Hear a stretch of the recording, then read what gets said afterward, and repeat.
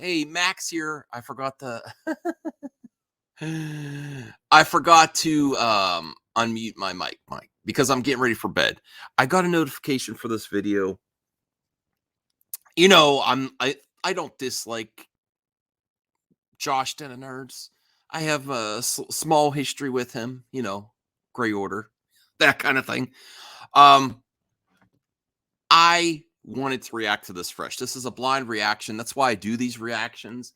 I very rarely watch it ahead of time, but I have to say the title of the video, it's clickbait. And I want to hear what he is saying he has from sources, the truth about Star Wars movies. And I will admit, even though I'm very happy from Star Wars Celebration, it's the stuff that we know we're getting, like Ahsoka, the Acolyte, things like that are done filming, or we're actually going to get them. And even ahead of time, I fell for the same thing. Max, don't get excited when they announce Star Wars movies, because of all the history of Star Wars falling through. And then Kathy in interviews saying, you know what? It wasn't time yet. Is PR speak for I couldn't get it done. That's real. That's facts. Couldn't get it done. Are you really telling me that Rian Johnson is still too busy? The only thing that happened when they announced that he was getting a trilogy and couldn't do 9 because he was too busy with the trilogy, the only trilogy he was developing was Knives Out. So let's get into it. Warning, this video contains rumors, speculation, strong opinions,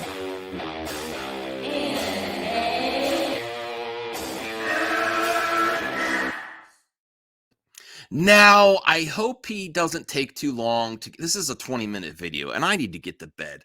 I hope he doesn't get too long to get to the point and give us the scoop.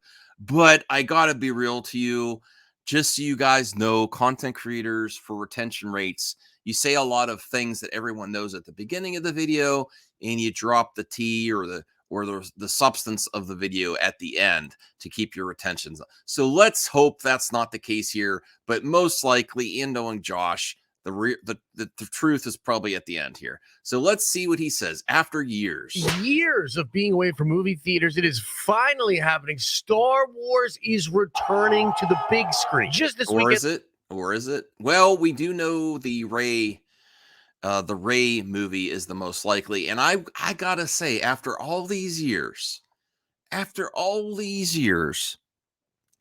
end with Rey and then to start with Rey, this is where I say Hollywood executives don't learn anything. They just look at the $1 billion box office. It was on the decline. That $1 billion gets stuck in their head. How many $1 billion do you have under your belt? And they don't look at anything else. So all they could see is Solo lost money. Yeah, Jeremy from Geeks and Gamers was right. Solo did lose money, even though people like Solo. And all they see is the sequel trilogy, each one made $1 billion. And they can't see all the other surrounding things. They give excuses like maybe it wasn't the right time. Maybe we did too many movies in a year. And all they look at is the $1 billion. What do we have? They're going to bring back Rey. And I hope it makes $1 billion. But for all the, there's not a small minority that didn't like the sequel trilogy, okay? It's not. And for all these years to just come back and to have Rey in the theater again without something else, it's like they're not even trying.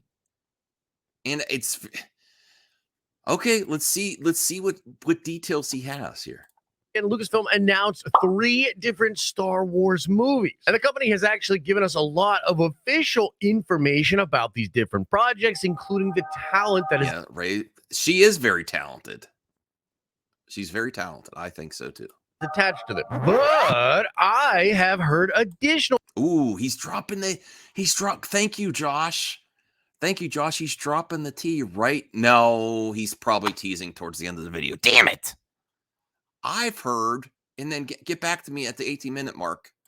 Information that I think will really help to explain what is actually Okay, then going on tell with us. these films. Then Given the tell track us. record of Lucasfilm and Kathleen Okay, now he's going on the track record. Kennedy, many Star Wars fans are asking themselves, will we actually see these freaking movies? Yes. That is a fair question, and suffice it to Oh say God.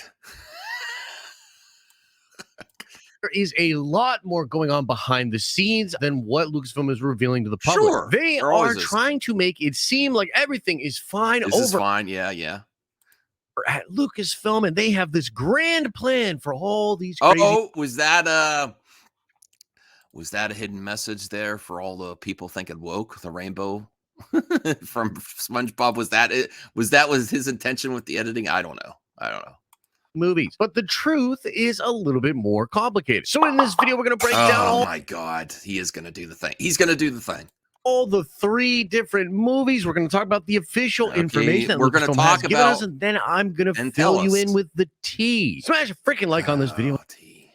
And let's begin. Okay, so the way I want to do this, I want to first talk about the Dawn of the Jedi film. Then we're going to talk about Dave Filoni's Star Wars movie. Did I And just skip lastly, ahead? we will talk about this Charmin Obed Chinoy film. This is the Miss Marvel director. It's the movie. I would wish I should. Oh, this is the downside of not going ahead. All right. Surrounding Rey. It's the movie that's going to drop in 2025, but I want to save that for last. Okay, so first up, let's talk about James Mangold making a Star Wars movie titled The Dawn of That the Jedi. sounds awesome. Sounds awesome. Now, this was announced as a movie taking place 25,000 years in the past. Now, you can take a look at this Dawn graphic. of the Jedi. I'm very interested in that. I think Mangold is a good person to head that up. Much more so than Ryan Johnson. I think back in the day, Ryan Johnson was talking about this possibility.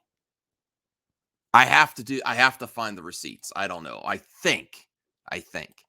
Here, they had this on the screen for everybody at the presentation, and you can see that the Dawn of the Jedi era takes place even before the Old Republic. James Mangold is set to write and direct the film, and apparently he talked a lot about this project with Kathleen Kennedy during the filming of Indiana Jones: The Dial of Destiny. The movie is described as a biblical epic of sorts, calling back to some of the old Charlton Heston movies. Here's a couple of things that Mangold has said about the project. When I first talked to Kathleen Kennedy about it, I just said, I see this opening to make kind of a Ben-Hur or the 10 Commandments about the birth of the Force. The Force has become a kind of religious legend that Yeah. spans through all these movies. But where did it come from? How was it found? Who found it? Who was the first Jedi? And that's what I'm writing right now. So that's the official company line here. A movie Okay. written, directed by James Mangold, all about the birth of the Force, the birth of the Jedi. And I love the idea of it being a biblical epic. And I think Mangold is a great choice for this kind of a movie. But that's the official stuff. Now let me tell you what's actually going on. Ooh, good. Tea time. All right. With this freaking movie. Some of this is speculation, but just follow me here. Oh, he doesn't have any source. I strongly feel this is actually the Taika Waititi movie. You serious? See, I thought it was the Ryan Johnson movie. See, oh God, me and Josh are thinking alike. God damn it, this day has come. I actually think this is the one where they were talking about Ryan Johnson was saying that he wanted to get away from everything, a time where even the building of the Force. If you look at the logo and some of the concept art that was released when Taika was doing his movie, and when So this is Star Wars theory, and he's saying the truth in his title. Okay. this film was talking about that, If it he doesn't have any truth in here, all right.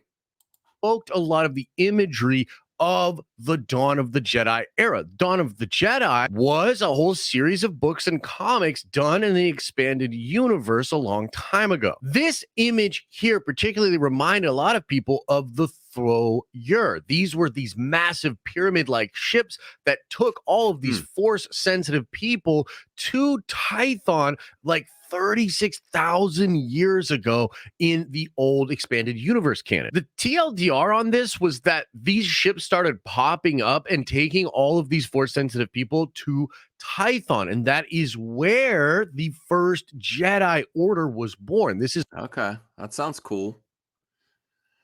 I want to hear all this truth, though.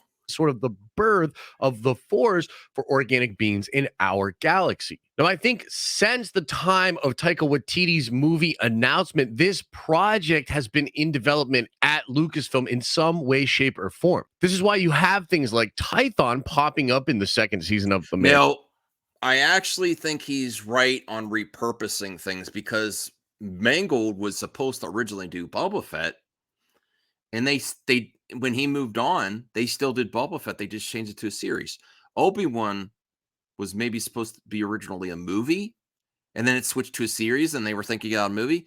So if actual work is being done, not Rian Johnson's trilogy, they kind of repurpose things. So that's not bad speculation there. Mandalorian, and you have the Rakatan Empire mentioned in comic books and in the Andor show. Another interesting piece to this puzzle is the fact that the Hollywood trades have been mentioning Taika's movie for over a year now in different reports. This is usually an indication that the project is still being developed in some way, shape, or form. But like typical Kathy, she announced it when he had something hot, and then Love and Thunder did not light up the box office with fire. So it's potentially gone cold. And now the official word on Taika Waititi is he's writing it, just like Rian Johnson. So really pay attention to those words. Writing. He's in the busy, and it's not ready yet.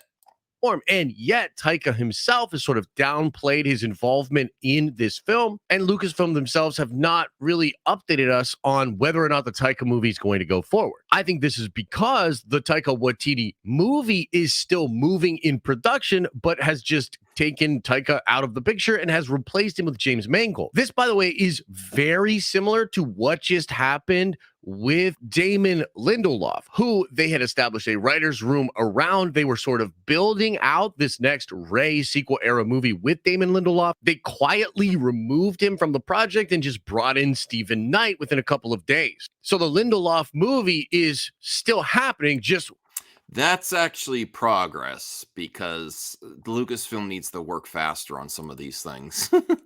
without Lindelof. This is very common in production, but especially over at Lucasfilm. And so I think what happened was on the set of Indy 5, Mangold and Kathleen Kennedy became somewhat close. They were likely discussing just everything going on with Lucasfilm, with Star Wars, with the fans. And while they were having those conversations, Taika Waititi's Thor Love and Thunder comes out and his stock or social cachet drops dramatically online. Not as much as Patty Jenkins, though. Patty Jenkins. After Love and Thunder, I saw a lot of fans turn on Taika Waititi super hard, and they did not think he was the right fit for Star Wars at all after that. So I feel as though maybe Kathy floated the idea of this project to James Mangold, wondering if he would be willing to come on board and replace Taika so that this film still comes out. And it seems like he's down. And let's be clear, that is a W. James Mangold over Taika Waititi. Oh, yeah. Let's be honest here. If you're watching this video, if you're watching this reaction, I would totally take Mangold over Waititi. I would much rather have Mangold's not that I hate Taika on something as important as but even the special effects on Thor: Love and Thunder were real. Some of them are really awful. Dawn of the Jedi than a friggin' goofball child like Taika. But here's the problem. That means that this is a relatively recent development, and there's no way that Mangold has actually started in earnest writing this movie. He might have some ideas. He might agree. Very preliminary. Very preliminary. have some things that he's working on, but he's working on Indiana Jones right now. And he told Collider at Star Wars Celebration that he's not sure which project will come out first between this Star Wars movie and the Swamp Thing movie. Because they're both very preliminary, and this is where I say James Gunn is being like Kathy Kennedy. These announcements, so much can change in Hollywood as time goes on, and if they haven't even written them yet, I really think I would. But the thing is, a lot of my friends say, I think that they don't sell these universes to the customers. They absolutely do. They do all these conventions. They make all this money selling you idea of not just one movie.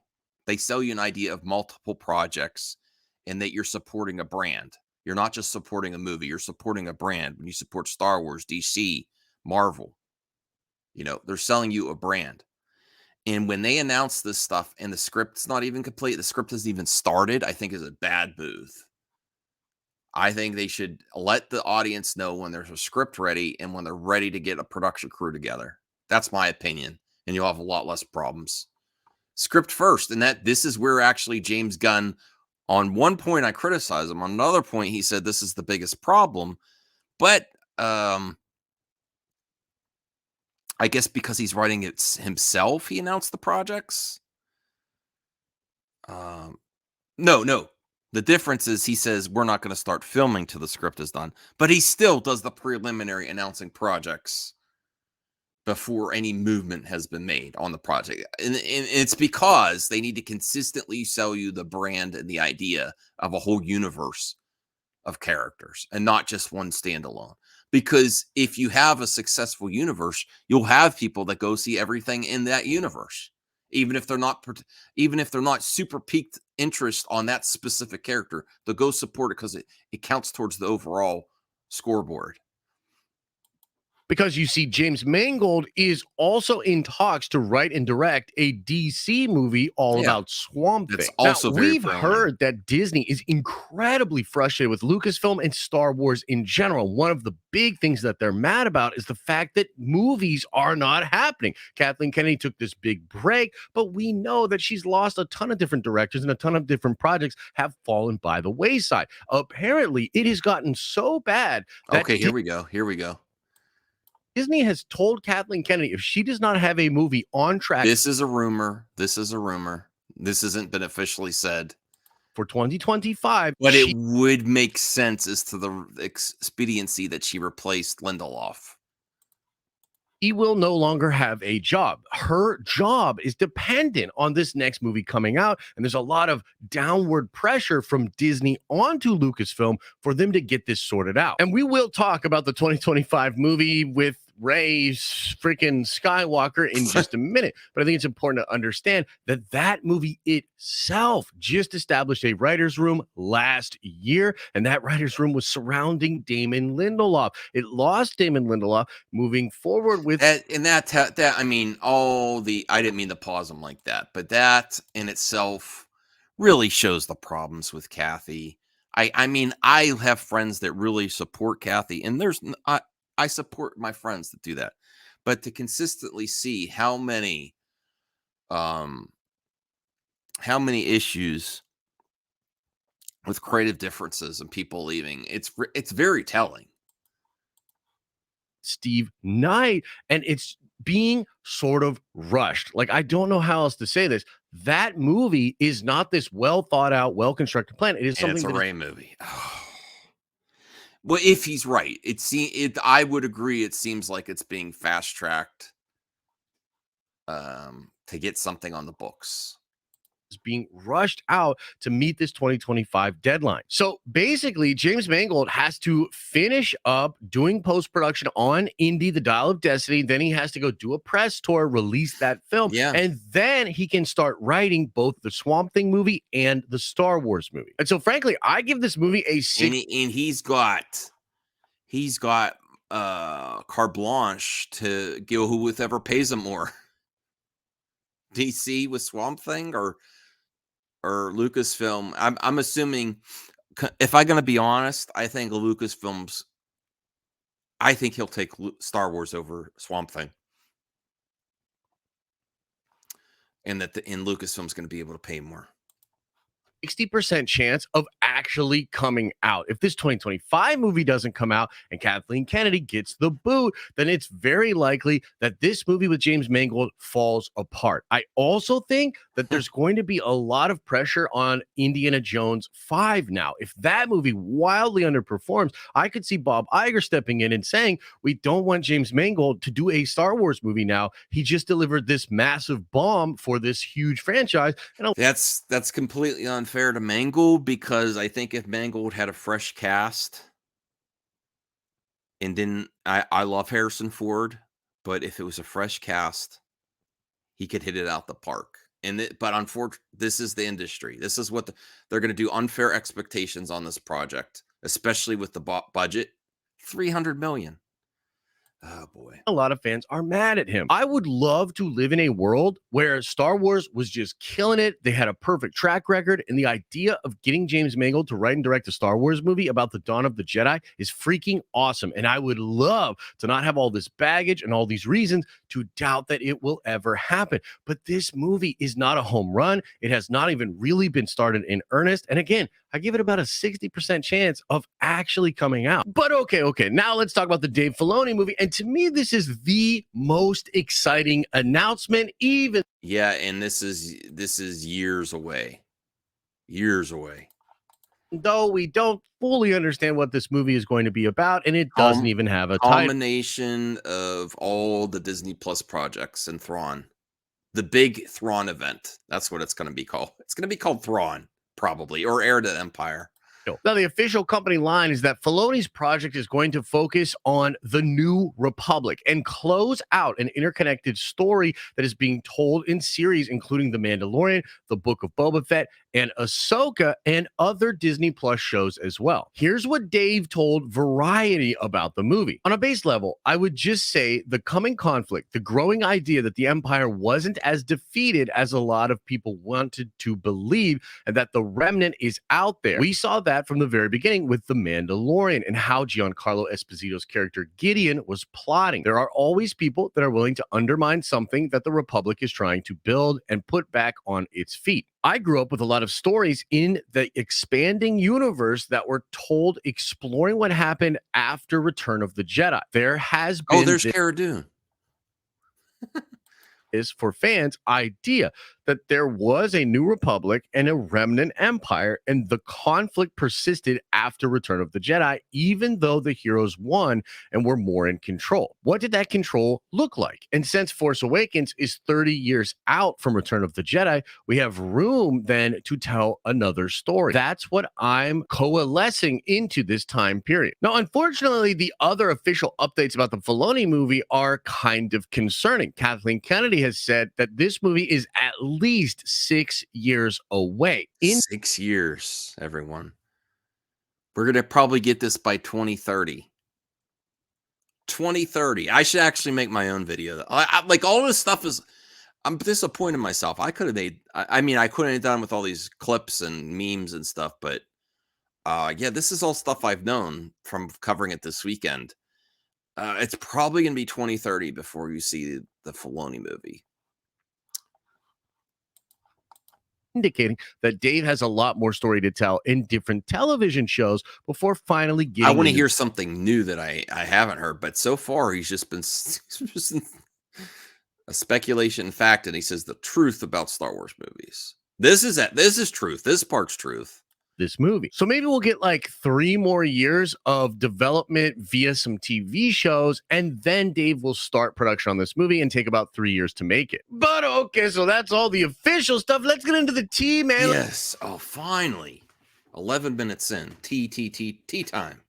Let's talk about what's actually going on. Well, first up, I think it's really important to mention how there is a big question about what Favreau is doing. Now, I had my own speculation was that I believe Favreau is actually doing part of Kathy's job, if not a lot of it, with handling everything happening on the Disney Plus side and making sure these shows actually get done.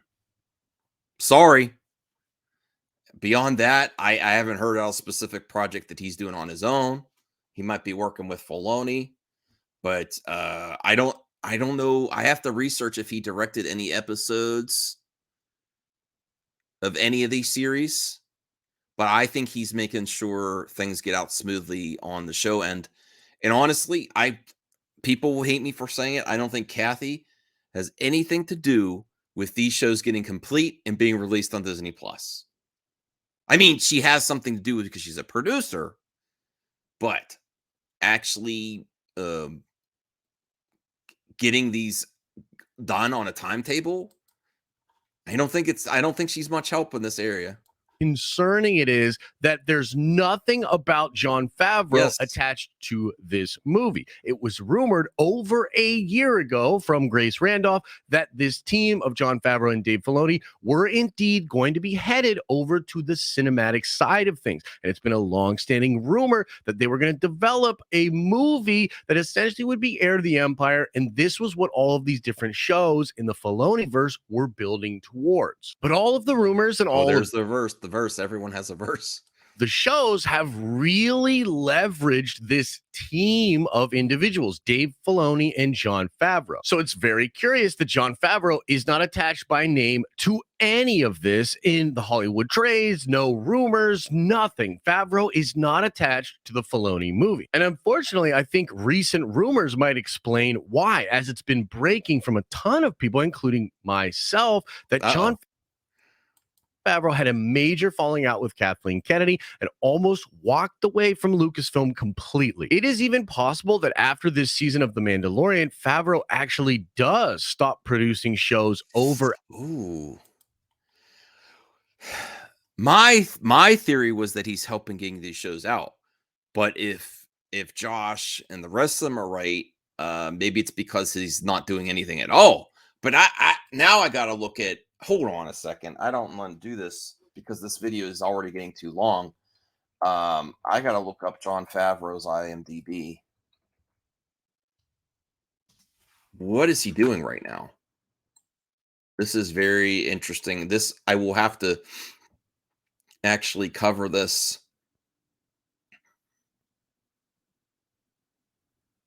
The only thing,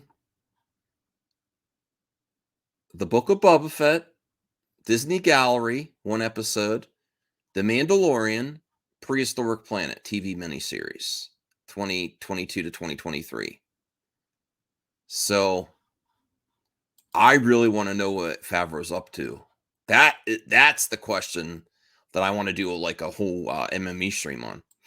At Lucasfilm, and perhaps Kathy and Dave will just take over juggling all of those stories together to finally get to the film. Now, let me be perfectly clear here. This is a W regardless. Dave Filoni getting a movie, I think, is fantastic, and I think he has the genius and the creative to be the new George Lucas, to write and direct epic Star Wars movies, to take Star Wars on totally and completely as the creative vision. George Lucas's daughter, I think, came up with these characters from the Clone Wars. That's just the FYI. I forget what they were called. And then to move it forward. I actually think it's a no-brainer to give Filoni more control, and I wish that his movie was the one being streamlined to actually come out in 2025. But no, I actually disagree. I want a lot of Ahsoka, Mandalorian, and the Filoni shows to lead up to a big epic event and some build up. I'm actually very okay with ending with a big epic event with Thrawn and the Rebels. I'm okay with it. I think there's going to be a lot. Imagine everything that Filoni could do. There's a lot of stories that could be told, and I don't want it to be over too quick. Fortunately, that's not the case. And we have to see this announcement for what it really is. There's a lot of baggage, rumors, and bad news going around about Lucasfilm. The current season of The Mandalorian is pretty shaky, and I would say is the least good season out of the 3. Now, word is the final 2 episodes are going to be freaking awesome. And of course, the Ahsoka show looks incredible. By the way, going to be doing more videos about Ahsoka because it's Grogu. Blowingly cool what they're doing with that show. But the reality is the Mandoverse itself is on shaky ground. Book of Boba Fett was not that great. And the pulling back of Luke and Grogu and just injecting them back into the Mandalorian story feels really janky. This season of The Mandalorian, not that great. And there's apparently big time beef between Jon Favreau and Kathleen Kennedy. On top of that, Pedro Pascal might not return as the Mandalorian. I have to say, this is why I like rumors, speculation. I don't want these things to be true, but Pedro Pascal had nothing to do with Star Wars Celebration, and I just don't see any reason to even keep him around. Like, after watching this season of Mandalorian, after he bathed in the living waters and was, like, born again as a Mando, and then they gave the excuse for Bo-Katan that she could take off her helmet, but he's not going to, that instantly made her, that made her the main character, because you get to see her face and you don't get to see Din Djarin's face. She is now the main, I'm convinced now. And I can't justify even like paying all that money to keep him around when he doesn't have to be, he's not that's a stunt double filming. There's like no reason to keep him around if he has to have the helmet on 100% of the time. After this season, he wasn't even at Star Wars Celebration. I know he sent in a video, but he's not even there. This is the star of their hit show. It's called the Mandoverse. Like, this should be a massive deal. Why is Pedro Pascal not there? Well, again, there are rumors that he has this major beef with Kathleen Kennedy and with Disney, and I think he might either be killed off in the finale of this season of the If they do that, well, Josh is saying, I think again. I would be shocked if they actually do that. If they do that, that is going to be like Luke Skywalker all over again. Because this is what brought people back to Star Wars as the Mandalorian. If they do this again, wow. If he sacrifices himself for like Bo-Katan, oh my God. Mandalorian, or jettisoned out of canon and, just sort of left on the sidelines. Regardless, I don't think Pedro's going to be a big part of whatever Star Wars does next with the Mandoverse. So unfortunately, given the fact that the Mandoverse is on such shaky ground, the fact that Kennedy's job specifically relies on the 2025 movie, and that this movie is supposed to be 6 years away and doesn't even have a title, I'm unfortunately going to have to give this movie a 50% chance of ever actually being on the movie screen. And I think the Filoni one is 100% going to come out. I disagree there. That's my part of the reaction. I think Filoni is going to make it happen. He's not going to build up all these TV shows to nothing. He's got the track record of finishing stories. That takes us to the movie by Sharmeen Obaid-Chinoy, the 2025 movie, the movie that was referred to as the Lindelof Star Wars movie up until a month ago. According to the official information, this movie will be set after the events of 2019's Rise of Skywalker, and it will feature Rey as she builds the new Jedi Order. Star Wars is... We had this with Luke. Celebrating the fact that this movie marks several milestones for the franchise. Obaid-Chinoy is the first woman and person of color to direct a Star Wars movie. The Pakistani filmmaker won 2 Academy Awards for documentary short in 2011 for Saving Face, and in 2015 for A Girl in the River, The Price of Forgiveness. And she most recently directed 2 episodes of Ms. Marvel. The film is apparently set 15 years after the Rise of Skywalker and will focus on Rey rebuilding the Jedi Order. And before getting into all of the red flags for this movie and why I think this is going to be a truly horrific disaster. Oh, really? I don't think I agree with him on the timing. If it's not a lot of prep work wasn't put into it and they're rushing into production. But other than that, I'm not going to crap on this movie till I see a trailer or a plot or, some other details. I can't believe that this is most likely to come out after Rise of Skywalker as another Rey movie. Of a situation. I do just want to say I'm personally not completely against Daisy Ridley coming back to the role as Rey. I actually think there are redeeming qualities to that character, and it's not Daisy Ridley's fault that the writing throughout the sequel trilogy was really whimsical, treated her with absolute kid gloves, and didn't give her actual development. It is possible that bringing her back could further the development of the character and perhaps make some fans just be more open to more Rey content. So I, for one, am not going to be completely and totally against the movie. I'm not going to boycott the film. I want to check it out. And I want to see what they have cooking up. But this movie's production is not going as smoothly as Lucasfilm wants you to believe. And again, I think there are massive red flags, like Kathleen Kennedy sized and shaped red flags all over this film. I mean, first of all, at a base level, doing more sequel trilogy content, bringing Rey back and sort of doubling down on the stuff that Disney Star Wars has done is such a wild idea. Like, again, both the other movies I think would be much more, let's say, accessible to most Star Wars fans. The Star Wars fan base currently is quite divided, a lot of divisive conversations about all the different content, but this really started with The Last Jedi and with the sequel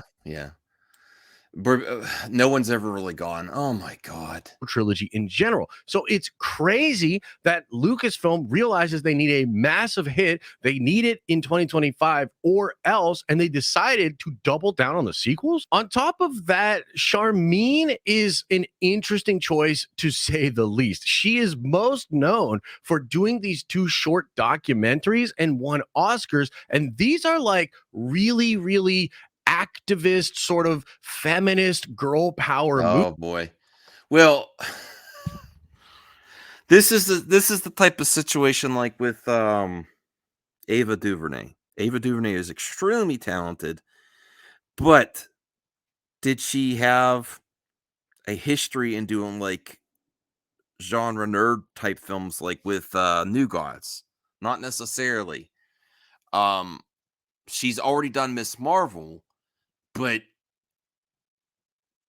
this is really going to the part where it's like, I'm not suggesting that she hasn't earned her shot to do this movie. I would never do that. But I personally would have more confidence in someone that has some big blockbuster production work under their belt, whoever it is, male, female, or whatever they identify as, because you need to go with a sure thing after this many years. I'm sorry. And I just don't. I'll research this director IMDb on another video, because this is already getting close to an hour reacting. But I don't. I'm not. It's not that I doubt her. It's that the track record isn't there for what Star Wars needs theatrically right now. That's my thoughts. Movies. Like, she is completely an activist. And while at a face I don't care necessarily about that, but value, there's nothing wrong with being an activist. There's nothing wrong with having passionate beliefs. The Star Wars brand itself is plagued with this reputation of putting activism and identity politics. That's true. That's at least what people believe. I don't think that has anything to do with I think it's just the quality and execution and planning is why it's failing Above storytelling. And the thing that's really important to make mention of here is no matter where you are at with this issue, no matter how you view it, you must understand that doing something with a director like this, when a brand already has this reputation and a lot of the fans are going to take that the wrong way, is a mistake. If you're trying to make 4-quadrant mass appeal content, you have to realize we live in this really divided political time. And if you're going to do something that feels aggressively like it's activism on the left, you're going to turn off a ton of people. And the real reason that sucks is because the discourse around the movie and around the talent is going to be incredibly toxic, even for fans that don't really care about that kind of stuff and just want to watch the movie. God damn. I actually agree with Josh. I might have to sub again. I don't like that sub and unsub, but this is a good take so far. Movie. In a nutshell, this is prime Disney Lucasfilm idiocy. This is them doing the same old song and dance Yeah. and a lot of the stuff that got them into trouble Yes. before, and they're just doubling and tripling down on it. And then just from a business mind, just from the perspective of buzz and hype, Charmin is not a name. She is known as the Miss Marvel director, a show that barely anybody watched. And Stephen Knight is not a household name. Now, Peaky Blinders is a great show, but I still this gotta watch that show. dude has done a lot of movies that didn't actually work out to be very good. And on top of that, this movie was being built as the Damon Lindelof movie, and he's Oh God, no, I don't want to get negative towards it either because I'm getting what I want with the Filoni stuff. I'm definitely open to this movie being successful, but yeah, gone, man. That is just something they're going to ignore. But the reality is, from everything we are seeing, this movie is going through the same old song and dance and all of the similar pitfalls that all the movies have gone through that hit Kathleen Kennedy's desk. This all right. I think I wasn't gonna watch the whole movie, but or whole whole video. I don't want to. I kind of want to do segments of it, but that was a good video. least interesting movie out of the three, and the other two movies seem to be dependent on this 2025 Ray Skywalker movie. Yeah, that's true. If the other things happen, I think that's where we'll leave it off. There was one other thing that I wanted to react to. There's just some random thing on Twitter. Just because I wanted to share this with you. I didn't see the Ewan McGregor part, and I really wish they were doing it. The Obi-Wan um season 2, but apparently not. But this is making the rounds on Twitter. Apparently, Ewan doing the Wilhelm scream. All right, let's hear that again.